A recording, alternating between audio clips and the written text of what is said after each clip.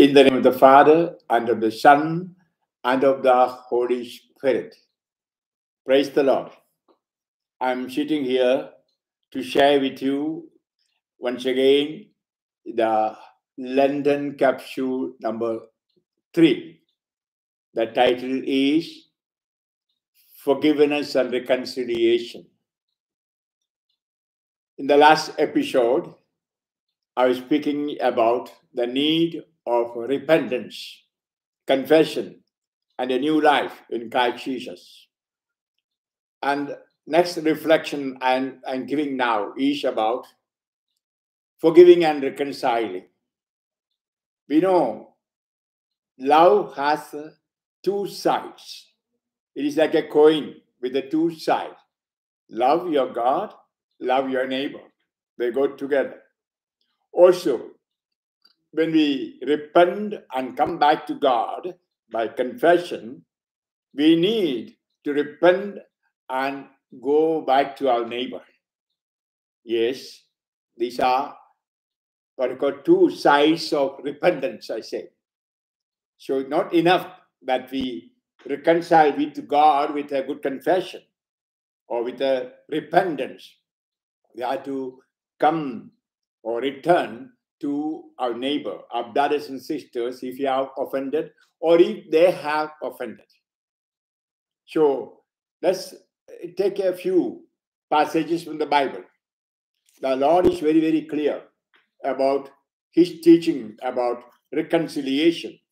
We know the Magna Carta of the teachings of Christianity is in chapter 5 of Matthew. First, we have the Beatitudes, then the explanation of the new law. And I read Matthew chapter 5, verse 21 onwards. How he's correcting the attitude of the Jews, the old attitude. You have heard that you have said to your ancestors, you shall not kill. But whoever kills will be liable to judgment. But I said to you, whoever is angry with his brother will be liable to judgment. Whoever says to his brother Raka will be answerable to Sanhedrin. Whoever says you fool will be liable to fiery Gehenna. Hallelujah. That means in our relationship with others, we must be loving. That relationship, calling bad words or bad names, shouting. That's why in 1 John chapter 3, verse 15, the Lord says, what is real murder? If you hate your brother, you are a murderer. It's not only cutting the throat or killing someone with a knife or a gun. When you hate others, you are a murderer. That's why the Lord said, Old Testament it was said, murder is cutting the throat of somebody. But I say, if you are angry with your brother, not only hating, you are a murderer. And just see how important it is. Verse 24, Matthew 5:24. Therefore, when you bring your gift to the altar, there record your brother has anything against you. Leave your gift there to the altar. Go first and be reconciled with your brother. Then come and offer your gift. Hallelujah. This is God's word, how we should be. And then, verse 38 onwards, you have heard that it was said, an eye for an eye, tooth for a tooth. But I say to you, offer no resistance to one who is evil. When someone strikes you on your right cheek, turn the other one to him as well. If anyone wants to go to law with you over your tunic, hand him over cloak as well. Should anyone press you into service for 1 mile, go with him for 2 miles. Give to the one who asks you. Do not turn your back on one who wants to borrow. And then you have heard that it was said, you shall love your neighbor and hate your enemy. But I say to you, love your enemies. Pray for those who persecute you, that you may be children of your heavenly Father. He makes the sun rise on the bad and the good, causes rain to fall on the just and the unjust. Hallelujah. Sometimes we may find it very hard, all the same. Yes, the ways of Jesus is hard. It's a narrow way, not broad way. So the Lord is telling, if you come to the altar to offer something to God, let it be anything, maybe Holy Mass, maybe you are giving an offering in the church, or you are giving money for a Mass for somebody, or you are giving a gift for somebody in the name of Jesus, or a donation.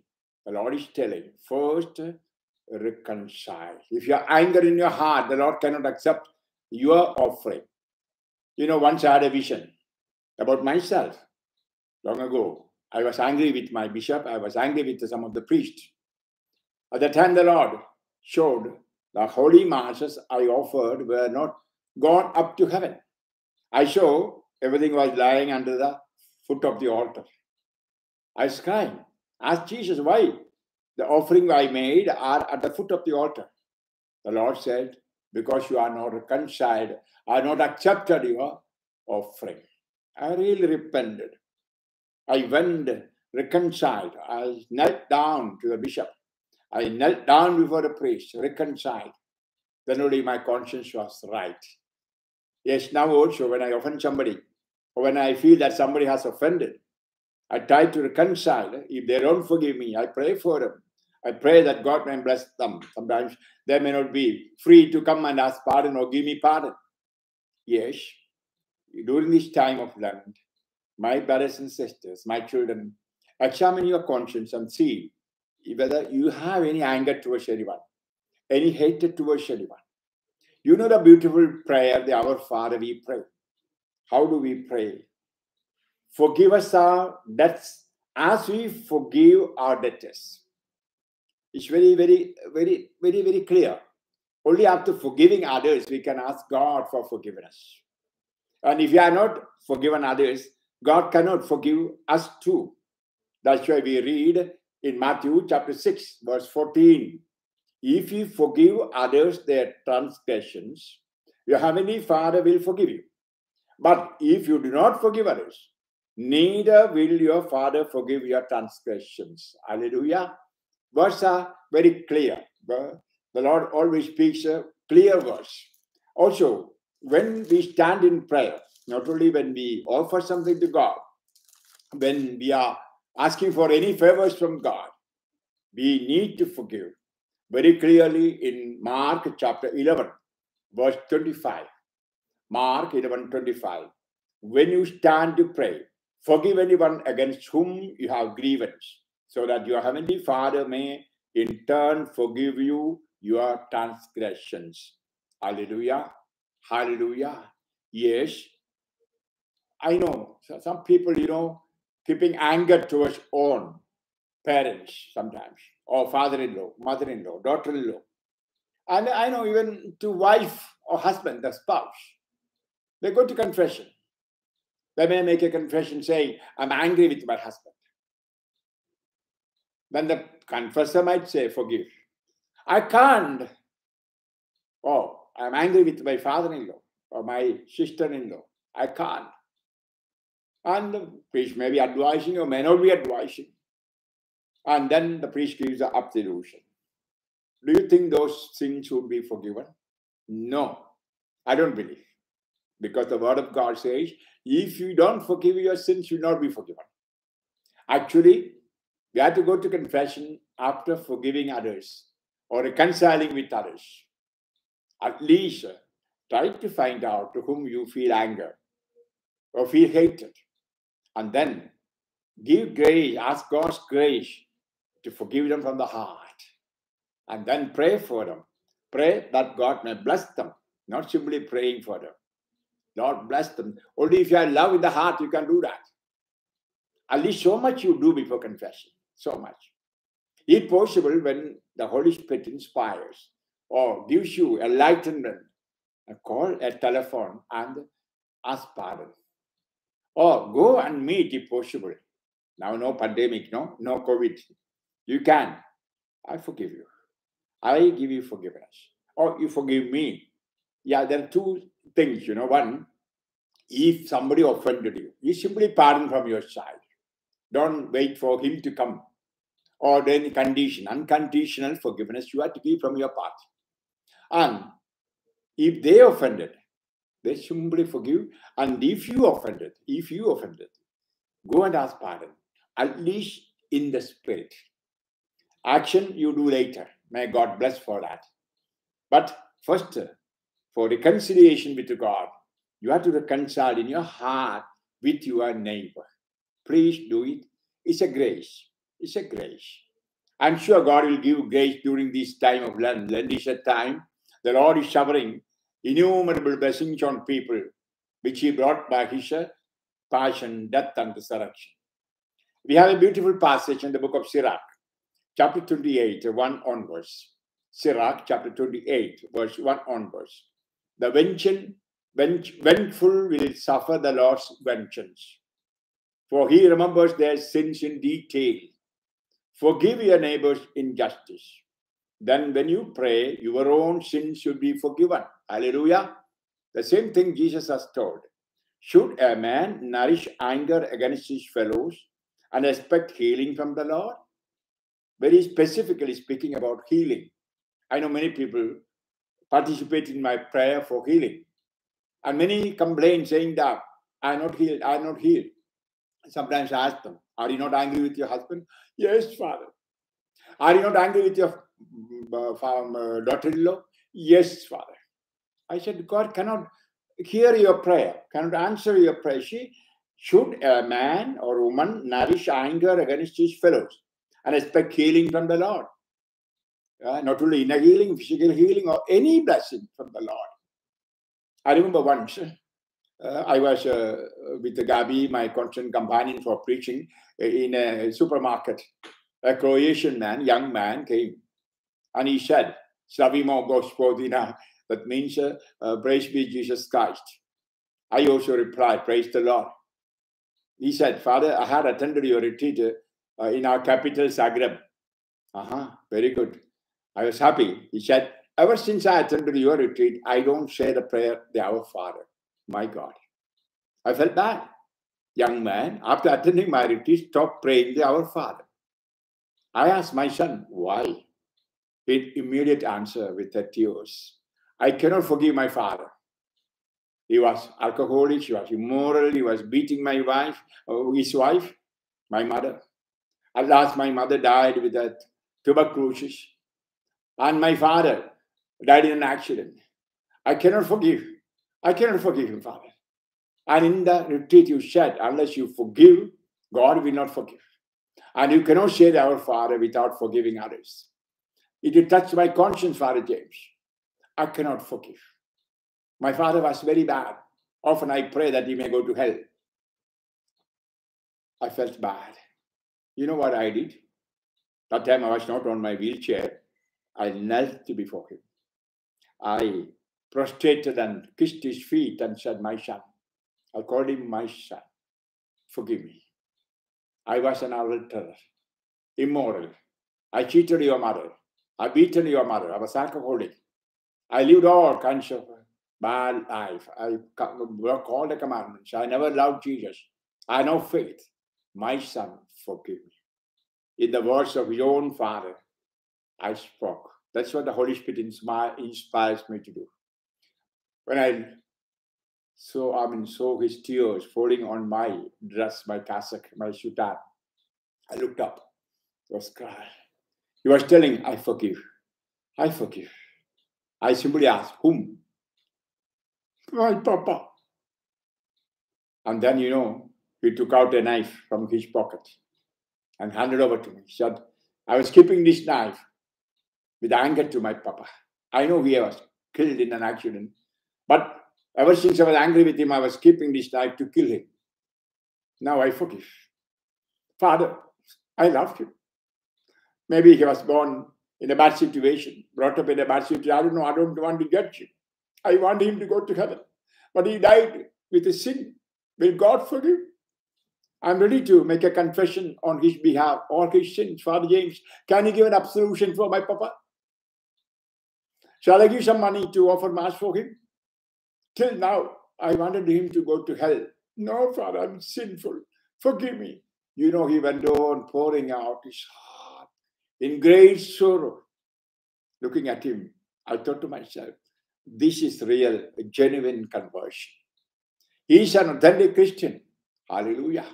He's an authentic Christian. He will go to heaven before me. Perhaps before many of you. Yes, I gave him absolution. And I prayed with him. And I took the sins of his father. And asked God's pardon for his father. And I told him I would offer a Gregorian Mass for his father. He was so happy. He's my spiritual child even now. Keeps correspondence with me. Yes, my dear brothers and sisters in Christ Jesus. I'm not going to prolong much. How much you speak about it. Yes, love your neighbor. No, love your enemies. That's the teaching of Jesus. You heard already Jesus telling, if you love those who love you, you must know even the pagans do that. And also, if you do good to those who do good to you, even pagans do that.